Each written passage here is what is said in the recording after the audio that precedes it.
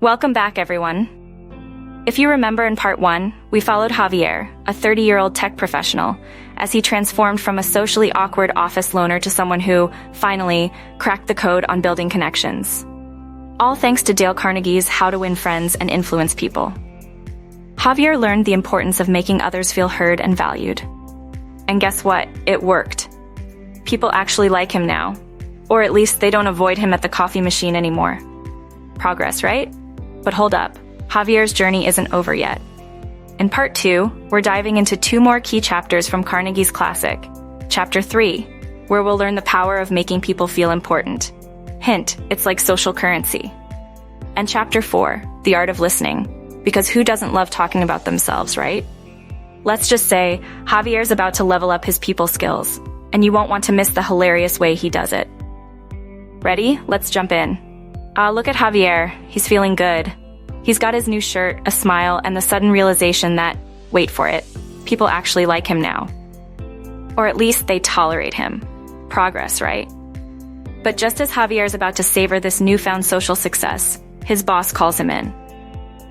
What now? Is he about to get the "you're too nice, get back to the spreadsheets" talk? Nope, quite the opposite.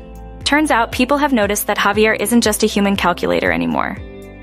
His boss is impressed. And why? Because Javier finally learned the art of handling people without making them run for the exit. You see, Javier's been reading Chapter 3. He who can do this has the whole world with him. He who cannot walks a lonely way. The key takeaway? The desire to feel important is the deepest urge in human nature. Sounds dramatic, but Carnegie's onto something here. People want to feel like they matter, and Javier is about to become a pro at delivering that feeling.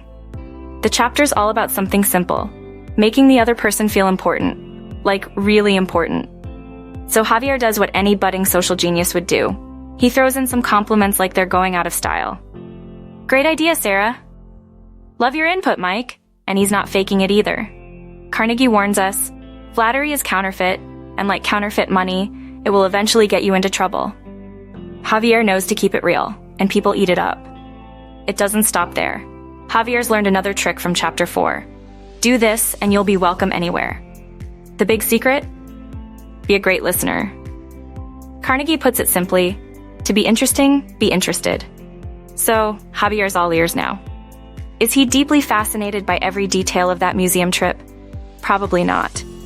But he's learned to encourage others to talk about themselves, and it's working like a charm. And you know what?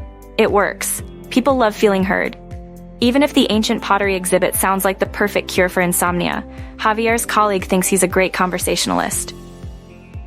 Turns out, Carnegie's right. If you aspire to be a good conversationalist, be an attentive listener. Easy win for Javier. So, let's recap.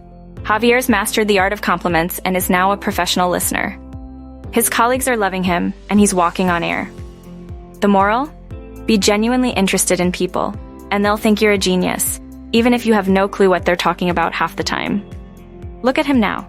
From socially awkward to office hero, all thanks to Carnegie's little secrets. Stick around for part 3, where Javier learns there's more to influencing people than just nodding and smiling. Spoiler, conflict resolution is coming, and it's gonna get interesting. Want to learn more? Hit that subscribe button and stay tuned for part 3.